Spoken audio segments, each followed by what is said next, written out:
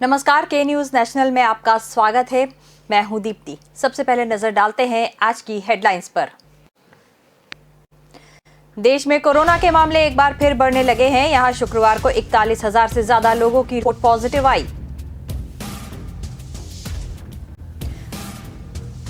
दो महीने पहले केरल सरकार के अधिकारियों ने बहुत भरोसे के साथ ये दावा किया था कि राज्य में कोरोना वायरस पर काबू पा लिया गया है। 12 मई को यहां नए केस पीक पर पहुंचे। कोरोना महामारी के खिलाफ केंद्र सरकार की मुहिम तेजी से आगे बढ़ रही है। देश में अब तक 46.6 करोड़ से ज्यादा डोज दिए जा चुके हैं। पेट्रोल और डीजल की फिलहाल जीएसटी के दायरे से बाहर ही रखा जाएगा। सरकार ने लोकसभा में पूछे सवाल के जवाब में ये बात कही। और देश के कई राज्यों में मानसून की बारिश ने पिछले 10 दिनों से तबाही मचा रखी है। उत्तराखंड, हिमाचल, जम्मू कश्मीर और सिक्किम से लेकर महाराष्ट्र और अब बंगाल भी इसकी चपेट में है।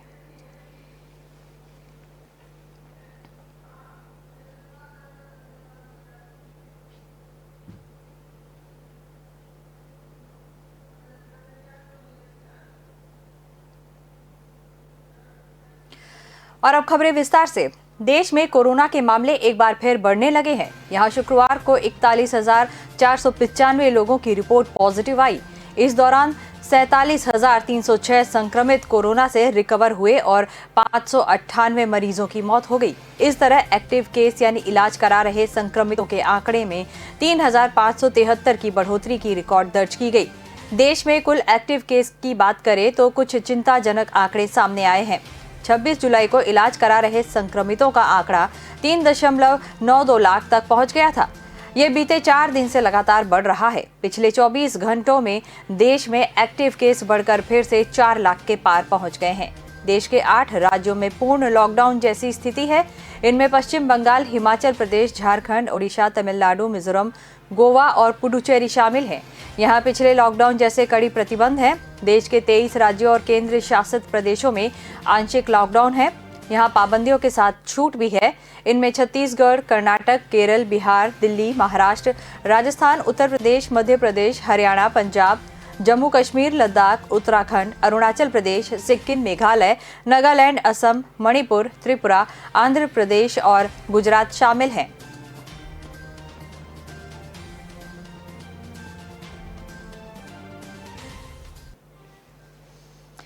दो महीने पहले केरल सरकार के अधिकारियों ने बहुत भरोसे के साथ यह दावा किया था कि राज्य में कोरोना वायरस पर काबू पा लिया गया है।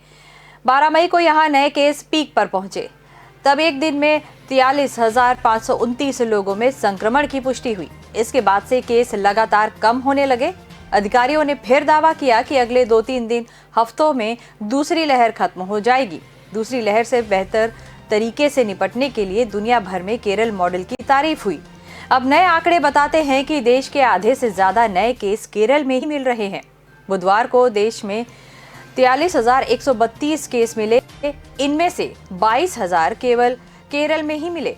शुक्रवार को भी यहां 20,000 से ज्यादा केस मिले। लगातार चौथे दिन राज्य में संक्रमितों की संख्या 20,000 से ज्यादा रही। कोरोना से बिगड़े हालात इशारा कर रहे हैं कि दूसरी लहर खत्म होने का दावा जल्दबाजी में किया गया था। भारत में मेडिकल फैसिलिटी के मामले में बेहतर राज्यों में शुमार केरल अब भी संक्रमण से जूझ रहा है। जून में यहां हर दिन औसतन 8,000 केस मिल रहे थे। इसके बाद से केस का ग्राफ फिर ऊपर की ओर बढ़ने लगा। राज्य में 35% आबादी को पहला और 16% को दोनों डोज लग चुके हैं। देश में अब तक सिर्फ 8% को दोनों डोज लगे हैं। इसके बावजूद केरल में संक्रमण क्यों बढ़ा है, इसका जवाब मिलना अभी बाकी है। मशहूर वायरोलॉजिस्ट गगनदीप कंग का मानना है कि केरल कोरोना को काबू में रखने की कामयाबी का शिकार हो सकता है। माना जा सकता है कि राज्य में केस डिटेक्ट करने में कोताही नहीं बरती जा रही है। इस वजह से मरीज ज्यादा संख्या में मिले हैं।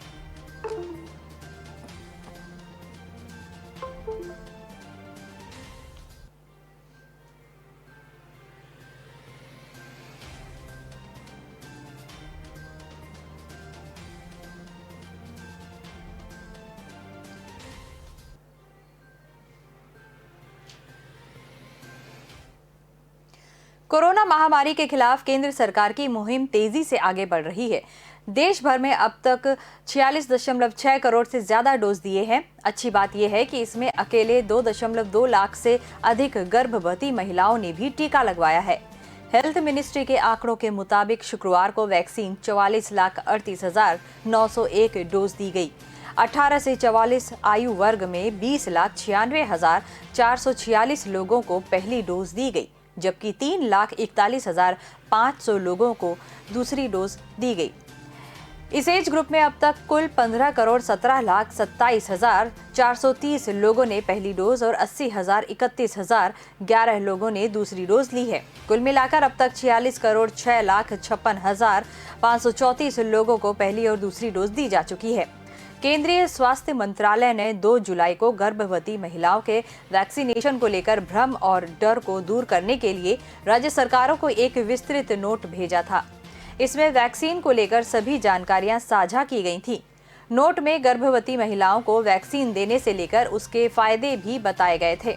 मंत्रालय ने कहा कि गर्भवती महिलाओं को टीका लेने के लिए प्रोत्साहित करने के बाद से राज्यों द्वारा कई पहल की गई है। इनमें गर्भवती महिलाओं के लिए विशेष टीकाकरण सेशन भी शामिल है।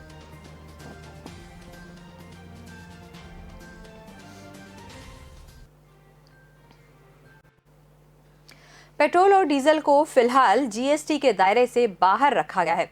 सरकार ने लोकसभा में पूछे सवाल के जवाब में ये बात कही है। पेट्रोलियम और प्राकृतिक गैस राज्य मंत्री रामेश्वर तेली ने कहा है कि पेट्रोलियम प्रोडक्ट को जीएसटी के दायरे में लाने के लिए जीएसटी काउंसिल ने कोई सिफारिश नहीं की है। इस साल जुलाई तक देश में पेट्रोल की कीमतें 66 बार बढ़ी है और केवल 6 बार कम हुई है। इस तरह से डीजल की कीमतें भी 63 बार बढ़ी है और केवल 4 बार ही कम हुई है। देश में कई जगहों पर पेट्रोल का रेट 110 रुपए प्रति लीटर से भी ज्यादा हो गया है। जून 2010 तक सरकार पेट्रोल की कीमत निर्धारित करती थी और हर 15 दिन में इसे बदला जाता था, लेकिन 26 जून 2010 के बाद सरकार ने पेट्रोल की कीमतों का निर्धारण ऑयल कंपनियों के ऊपर छोड़ दिया था। इसी तरह अक्टूबर 2014 तक डीजल की कीमत भी सरकार निर्धारित करती थी, लेकिन 19 अक्टूबर 2014 से सरकार ने ये काम भी ऑयल कंपनियों को सौंप दिया। यानी कि पेट्रोलियम प्रोडक्ट की कीमत निर्धारित करने में सरकार का कोई नियंत्रण नहीं है। ये काम ऑयल मार्केटिंग कंपनियां करती हैं। ऑयल कंपनियां अंतर्राष्ट्रीय मार्केट में कच्चे तेल की कीमत, exchange rate, tax, petrol diesel के ट्रांसपोर्टेशन का खर्च और इसी साल मार्च में जारी एसबीआई की एक रिसर्च रिपोर्ट के मुताबिक अगर सरकार पेट्रोलियम प्रोडक्ट को जीएसटी के दायरे में लाती है तो देश में पेट्रोल की कीमत 75 और डीजल 68 रुपए प्रति लीटर हो सकती है। आर्थिक और कारोबारी पत्रकार के मुताबिक जीएसटी में पेट्रोल और डीजल को लाने से सबसे बड़ा फायदा ये होगा कि पूरे देश में टैक्स की दर एक होगी। परिवहन लागत के आधार पर खुदरा कीमतें अलग अलग होंगी। फिर भी इतना ही नहीं कि एक ही राज्य में 2 शहरों में बहुत ज्यादा अंतर हो जाए। अब यदि दिल्ली में पेट्रोल पर कुल टैक्स 137% है और जीएसटी की दर 50% रखी जाए तो कीमत 101.45 रुपए प्रति लीटर के बजाय 65 रुपए हो सकती है। इसी तरह डीजल पर 50% की दर से जीएसटी लगाने पर कीमत 89 रुपए से घटाकर 65 रुपए हो सकती है। इससे आम लोगों को तो काफी फायदा होगा, लेकिन सरकारों की कमाई काफी घट जाएगी। यही वजह है कि जीएसटी को लेकर सहमति नहीं बन पा रही है।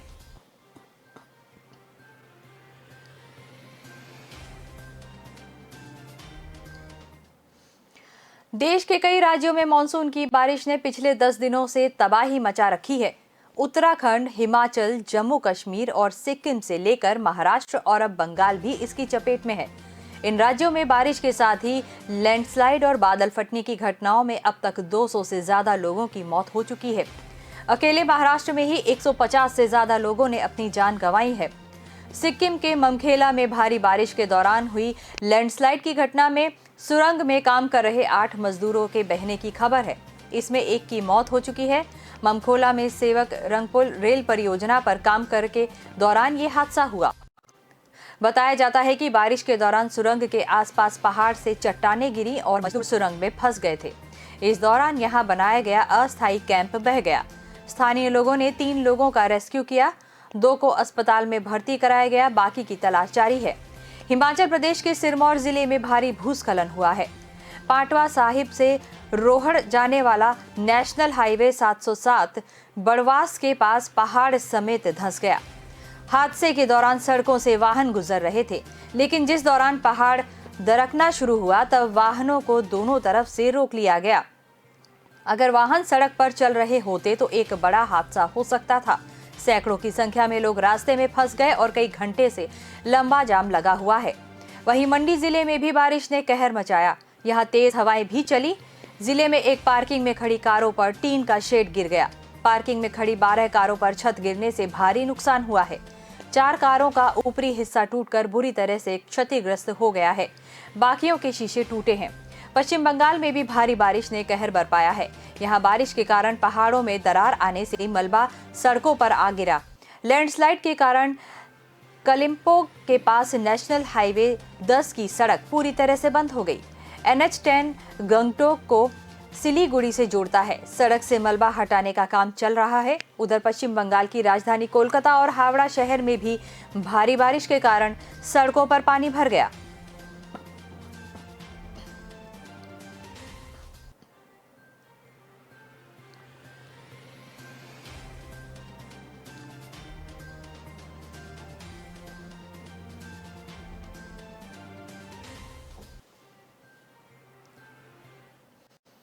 अभी वक्त हो चला है एक छोटे से ब्रेक का। ब्रेक के बाद जल्द हाजिर होते हैं।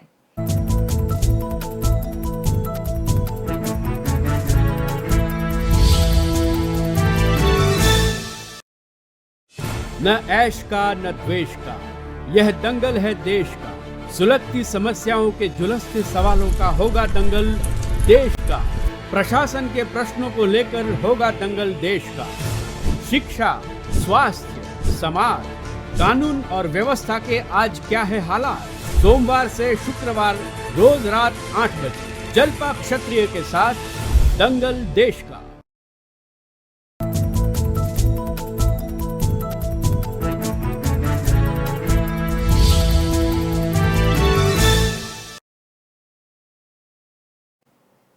ब्रेक के बाद आपका स्वागत है।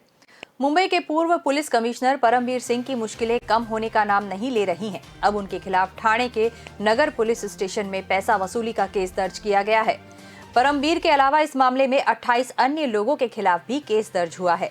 परमबीर सिंह के खिलाफ सोनू जालान और उसके साथी केतन तन्ना ने केस दर्ज करवाया है।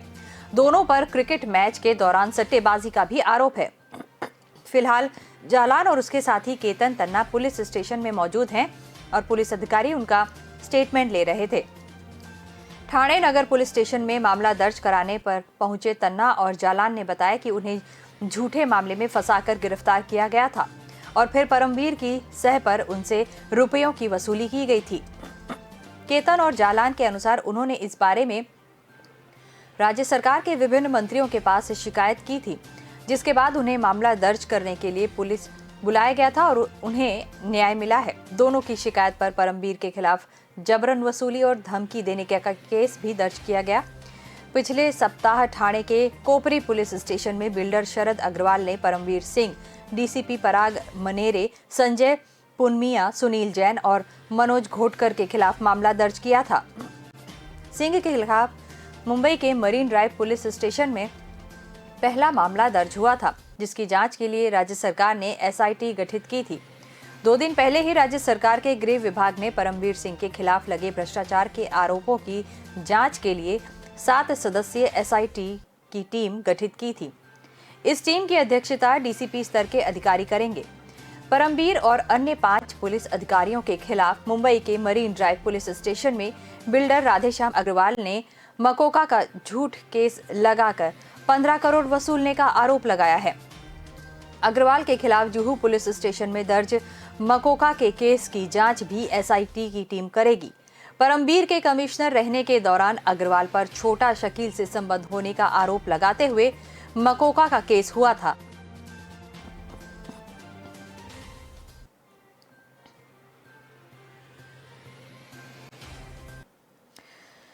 मां ने ऑनलाइन गेम में पैसे खर्च करने को लेकर 13 साल के इकलौते बेटे को डांट क्या दिया, उसने फांसी लगा ली। मौके से सुसाइड नोट मिला है। किशोर ने फ्री फायर खेलते हुए 40,000 रुपए गंवाने की बात लिखी है। साथ ही लिखा है, आई एम सॉरी माँ, डोंट क्राई। मामला मध्य प्रदेश के छतरपुर जिले का है। सागर रोड पर विवेक पांडे अपनी पत्नी प्रीति पांडे, बेटे कृष्णा और बेटी के साथ रहते हैं। विवेक पैथोलॉजी संचालक है, जबकि प्रीति जिला अस्पताल में है। कृष्णा 6ठी क्लास की छात्रा थी। शुक्रवार दोपहर 3 बजे पिता पैथोलॉजी पर थे, जबकि प्रीति अस्पताल में थी। इसी दौरान मां को खाते से 1500 रुपए कटने का मैसेज मोबाइल पर मिला। मां ने घर पर मौजूद बेटे को फोन लगाया, पूछा कि ये पैसे क्यों कट गए। बेटे ने बताया कि ये ऑनलाइन गेम के कारण कटे हैं। मां ने नाराजगी जताते हुए इसे डांट लगा दी। इसके बाद कृष्णा कमरे में चला गया, अंदर से दरवाजा बंद किया और घर में मौजूद बड़ी बहन ने कुछ देर बाद दरवाजा खटखटाया तो जवाब नहीं मिला। बेटी ने पिता को इस बारे में बताया। माता पिता तुरंत घर पहुंचे। दरवाजा तोड़कर देखा तो अंदर कृष्णा फंदे पर लटका हुआ था। पिछले कुछ दिनों से Krishna Pandey online game free fire का शिकार हो चुका था। इससे पहले वह कई बार रुपए हार चुका था। मौत के बाद कृष्णा के पास से सुसाइड नोट मिला है। अंग्रेजी में सुसाइड नोट लिखा है। इसमें करीब 40,000 रुपए फ्री फायर गेम के चक्कर में गंवाने का खुलासा किया है। साथ ही बच्चे ने माता पिता से माफी भी मांगी है।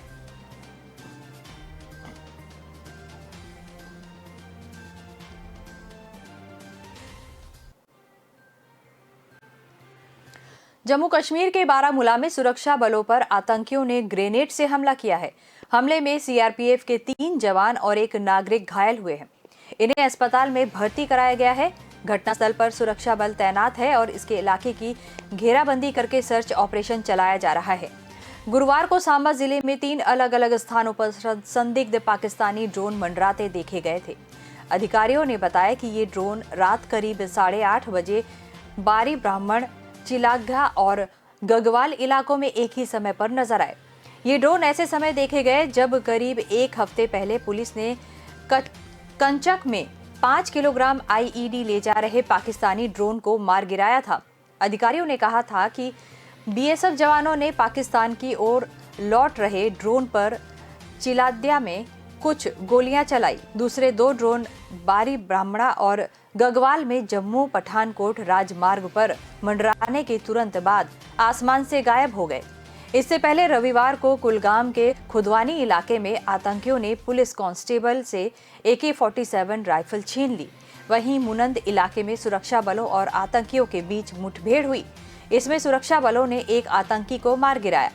जम्मू कश्मीर पुलिस के मुताबिक इलाके में आतंकियों के छिपे होने की सूचना के बाद सर्च ऑपरेशन चलाया गया था। इस दौरान आतंकियों ने फायरिंग शुरू कर दी। पुलिस और सेना ने भी उन्हें मुंहतोड़ जवाब दिया। वहीं शनिवार सुबह बांदीपोरा में सुरक्षा बलों और आतंकियों के बीच मुठभेड़ हुई। इस दौरान सुम्बलर इलाके के शोक बाबा जंगल में सुरक्षा बलों ने 2 आतंकियों को मार गिराया था।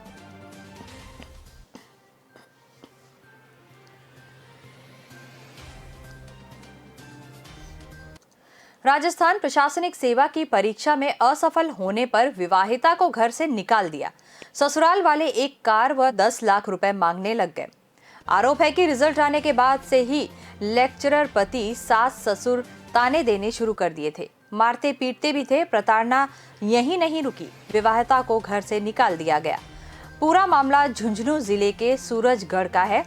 विवाहिता ने सूरजगढ़ थाने में पति, सास ससुर और 2 दलालों के खिलाफ दहेज प्रताड़ना का मामला दर्ज कराया है। फिलहाल पुलिस मामले की जांच कर रही है।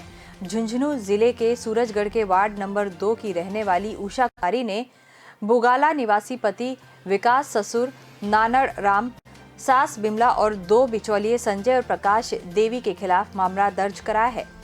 रिपोर्ट में विवाहिता ने बताया कि 2016 में उसकी शादी विकास के साथ हुई थी। विकास पॉलिटेक्निक कॉलेज में लेक्चरर है। शादी से पहले उषा ने RAS 2013 प्री एग्जाम को क्लियर किया था। इसका रिजल्ट 2015 में आया था। शादी के दौरान 2016 में ससुराल वालों ने सोचा कि वह आगे भी एग्जाम क्लियर करके SDM बन जाएगी। शादी होने के बाद उन्होंने घर पर तैयारी शुरू कर दी। दिसंबर 2016 में मुख्य परीक्षा हुई। उषा इसमें सफल नहीं हो पाई। उषा का आरोप है कि मेंस का रिजल्ट आने पर सिलेक्शन नहीं हुआ। पूरे घर में मातम छा गया था। परिवार वालों ने ताने देने शुरू कर दिए। वह रोज रोज तानों से परेशान हो चुकी थी। वह दर्द को चुपचाप सहती रही। फिर पति शराब पीने लगा, आए दिन मारपीट करने लगा। ससुराल वाले ताने देकर परेशान करने लगे। वह दूसरी परीक्षा की तैयारी करने लगी। उसका लक्ष्य था कि वह किसी दूसरी परीक्षा को पास कर सफल हो सके। इन्होंने मारपीट कर उसे घर से निकाल दिया। उषा को अभी कोई संतान नहीं है।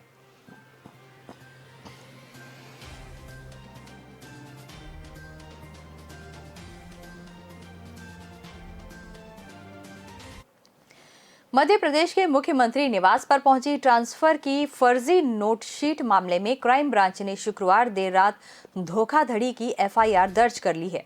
इसके साथ ही प्रपोजल में ट्रांसफर के लिए भेजे गए सभी 30 कर्मचारियों को नोटिस जारी कर दिया गया है। इसमें भोपाल में क्राइम ब्रांच आकर बताना होगा कि उनका नाम प्रपोज कैसे हुआ। इनके लिखित बयान लेने के बाद ही क्राइम ब्रांच आगे की जांच शुरू करेगी। इस मामले में एक बात सामने आई है कि यह अनुशंसा पत्र न तो किसी विभाग और न ही मंत्री की तरफ से सीएम हाउस भेजे गए, बल्कि ये सीधे जनप्रतिनिधियों के नाम पर मुख्यमंत्री निवास भेज दिए गए। रवि राठौड़ को आगर मालवा से शाजापुर, रेवती दरवरे को बड़वाड़ा कटनी से बालाघाट, पूनम शेडे को कटनी से छिंदवाड़ा, नीलकमल डीवे को शिवपुरी से लांजी बालाघाट, देवानंद उदयपुरे को रीवा से किरनारपुर बालाघाट, श्रीकांत चतुर्वेदी को राजनगर छतरपुर से शासकीय प्राथमिक शाला जिन्ना, राकेश कुमार अरिहरवार को छतरपुर से शासकीय प्राथमिक शाला लवकुश नगर छतरपुर, परमानंद अरिहरवार को छतरपुर से लाखा छापर छतरपुर, रमाशंकर तिवारी को लवकुश नगर से बजरंगपुर विकासखंड छतरपुर, निर्मल लकड़ा को नाहरपुर से, मुन्ना को खां को रतनपारा से, शिवंत अरिहार को नौगांव से, अजय अरिहार को नाहरपुर से, देवीचरण अहिरवार को लवकुश से, चंद्रपाल खेड़ा संकुल से, रमा राय नाहरपुर छतरपुर से, रामबाबू प्रजापति को बिछौन से, प्रहलाद सिंह राजपूत को खैपुरा जबलपुर से, भेरूलाल गुर्जर को रामपुर से, ईश्वर सिंह यादव को खंडवा से, सुरेंद्र कुमार बिस्ने तराना जिला उज्जैन से, गणपतलाल को हरदा से बालाघाट और माया फूलकर को सेमरी से सीहोर ट्रांसफर किया जाए।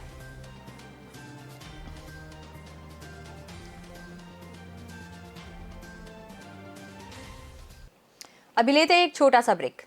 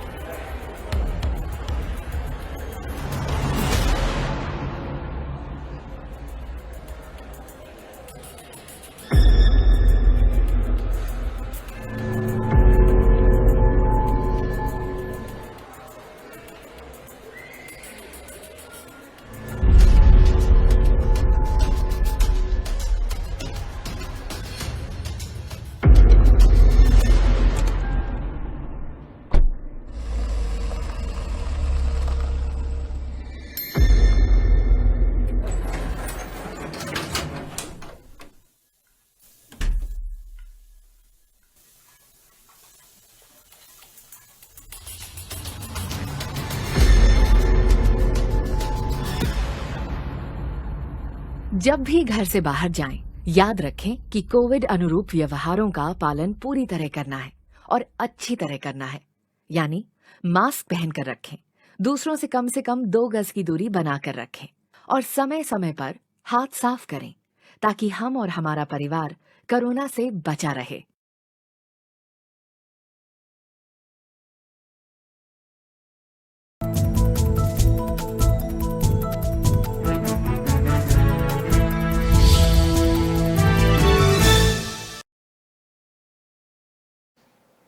ब्रेक के बाद आपका स्वागत है।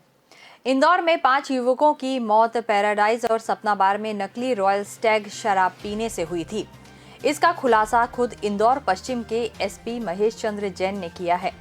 उन्होंने कहा कि दोनों बार संचालकों से पूछताछ में यह बात सामने आई है कि लाइसेंसी दुकानों के अलावा बाहर से भी सस्ती के चक्कर में शराब खरीदी गई थी। इसे स्थानीय स्तर पर तैयार करके रॉयल स्टैग के नाम से मार्केट में बेचा गया है। एसपी ने अपील की है कि जिस किसी बार संचालक और दूसरे लोगों ने सस्ते के चक्कर में शराब खरीदी है उसका उपयोग न करें। शराब जानलेवा हो सकती है। एसपी ने कहा कि 1-2 दिन में जांच पूरी हो जाएगी। शहर के पैराडाइज और सपना बार में शराब पीने के बाद 24 से 27 जुलाई के बीच 5 युवकों की मौत हुई है। इनमें से 3 पुराने दोस्त थे जिन्होंने पैराडाइज में 23 जुलाई को पार्टी की थी। शॉर्ट पीएम में तीनों के शरीर में जहर मिला है। वहीं बाणगंगा इलाके में 2 युवकों की मौत का मामला सामने आया है जिन्होंने सपना बार में शराब पी थी।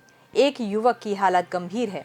इंदौर पश्चिम एसपी महेश चंद्र जैन ने शुक्रवार को कहा कि सभी 5 मौत नकली रॉयल स्टैग पीने के बाद ही हुई। इस बात की आशंका है कि नकली शराब को स्थानीय स्तर पर बनाया गया है और उसे मार्केट में सस्ते दामों पर बेचा गया है।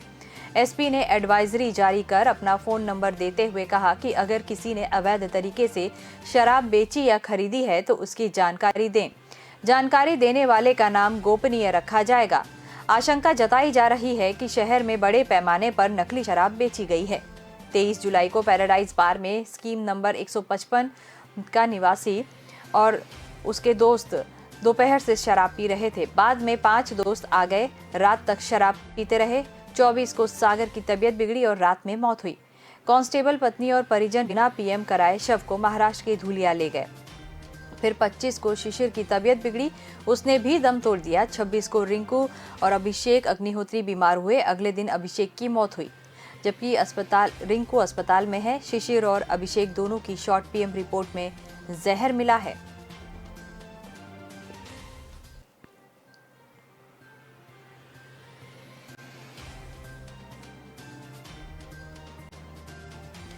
शहर के सर्किट हाउस रोड पर अजीत भवन के सामने बाइक सवार 3 लुटेरे एक छात्र का मोबाइल लूट ले गए। वे अपने मोबाइल पर किसी परिचित से बात कर रही थी।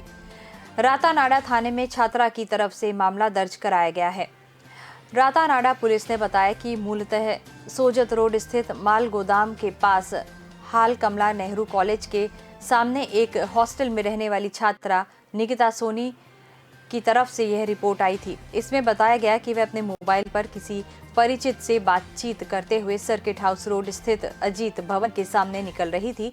तब पीछे से एक बाइक पर 3 बदमाश सवार होकर आए और उसके हाथ से मोबाइल को झपट लिया।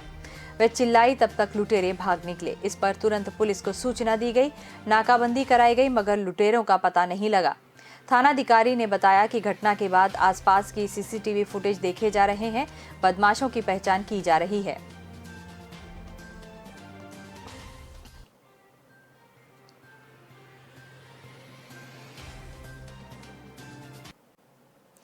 राजगीर और बक्सर के नवानगर में फूड प्रोडक्ट्स की यूनिट लगाने के नाम पर 35.25 करोड़ के बैंक फ्रॉड के मामले में सीबीआई ने दिल्ली स्थित company Messrs Amrapali biotech India private limited और उसके निदेशक और अन्य के खिलाफ मुकदमा दर्ज किया है। पंजाब नेशनल बैंक की शिकायत पर सीबीआई ने मुकदमा दर्ज कर शुक्रवार को कंपनी से आरोपियों के ठिकानों पर छापेमारी की। इस दौरान कई दस्तावेज बरामद किए गए हैं। सीबीआई ने इस मामले में कंपनी और अन्य के अलावा सुनील कुमार, सुधीर कुमार चौधरी, राम विवेक सिंह, सीमा कुमारी और सुनीता कुमारी को अभियुक्त बनाया है। इन सभी पर आरोप है कि इन्होंने राजगीर और बक्सर में जैम, सॉस, अचार और कॉर्नफ्लेक्स की यूनिट लगाने के नाम से बैंक से 47 करोड़ का लोन लिया। बैंक ने लोन और पैसे भी दे दिए। आरोप है कि अभियुक्तों ने बैंक लोन के पैसे का निजी इस्तेमाल भी किया। बैंक को 35 करोड़ की चपत लगाई। बैंक ने सीबीआई से इसकी शिकायत की थी, जिसके बाद सीबीआई पटना ने मामला दर्ज कर कार्रवाई शुरू की है।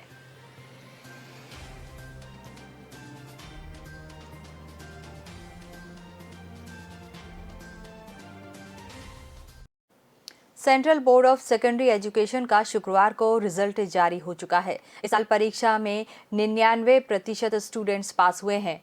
लड़कों पर लड़कियों ने बाजी मारी है। इस भी के बीच ग्वालियर में 86 सीबीएसई स्कूल के लगभग 10,000 स्टूडेंट्स में से 99% स्टूडेंट्स पास हैं। पास होने वालों में टॉप 2 स्टूडेंट्स लड़कियां हैं। सीबीएसई का रिजल्ट 30-30-40 के फॉर्मूले पे तय किया गया है। रिजल्ट आने के बाद कहीं खुशी है तो कहीं 11वीं में पढ़ाई को हल्के में लेने का मामला है। कुछ स्टूडेंट्स के फिजिकल परीक्षा की बात भी कह रहे हैं, पर अधिकतर छात्र परीक्षा परिणाम से संतुष्ट हैं। यह छात्र अब आगे के बारे में सोच रहे हैं। सीबीएसई के बनाए पैनल ने 12वीं के छात्रों के मूल्यांकन के लिए 30-30 और 40 के फॉर्मूला तय किया था। इस फॉर्मूले के चलते 10वीं और 11वीं के 30-30% और 12वीं के प्री बोर्ड एग्जाम को 40% वेटेज दिया गया है। जिन छात्रों ने 11वीं को हल्के में लेकर लापरवाही बरती थी, उनको अब मलाल है, उनका परिणाम और बेहतर हो सकता था। ग्वालियर में सीबीएसई का रिजल्ट आने के बाद सिंधिया फोर्ट स्कूल की अदिति जोशी 99.4% के साथ टॉप पर रही। वह एक सफल इंजीनियर बनना चाहता है। वह पीसीएम की स्टूडेंट है। वैसे तो सिंधिया फोर्ट बॉयज स्कूल है, लेकिन फैकल्टी के बेटे बेटियां वहां पढ़ सकते हैं। सिंधिया कन्या विद्यालय की श्रीजी पटेल 98% के साथ दूसरे नंबर पर है। इसके बाद सिंधिया फोर्ट स्कूल के चिराग राठी और शिवांश बंसल सामान्य अंक 98% के साथ संयुक्त रूप से तीसरे नंबर पर है।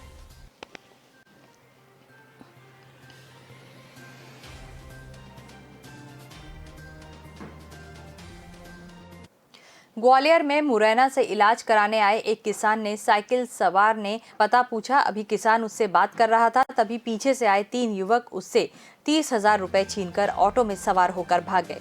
घटना शुक्रवार दोपहर माधव डिस्पेंसरी के सामने की है। किसान पुलिसकर्मी का चाचा है।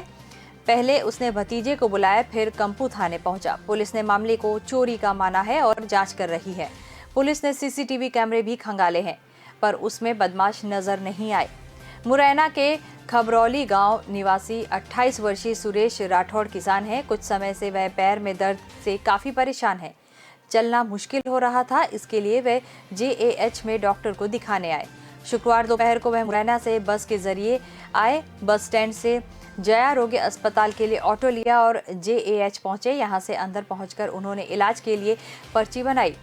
एक साइकिल सवार ने सुरेश को रोककर पता पूछा। अभी सुरेश उसे समझा रहे थे कि वह खुद बाहर आए। साइकिल वाला आगे की तरफ बढ़ा और इसी समय पीछे से 3 युवकों ने किसान से 30,000 रुपए छीने और आगे खड़ी एक ऑटो में सवार होकर भाग गए। किसान ने शोर मचाया, लेकिन वह पैर में परेशानी होने के कारण पीछे नहीं दौड़ सका। सुरेश ने सबसे पहले लूट की सूचना अपने पुलिसकर्मी भतीजे कृष्णा राठौड़ को दी। कृष्णा तत्काल जया आरोग्य अस्पताल पहुंचा और उसके बाद चाचा को लेकर कंपू थाने गए और मामले की शिकायत की। कंपू थाना पुलिस ने लूट और उसके बाद काफी देर से थाना आने पर मामले का संदिग्ध माना है। पुलिस का मानना है कि यह चोरी का मामला हो सकता है, जिसे लूट बताया जा रहा है। पुलिस मामले की जांच कर रही है।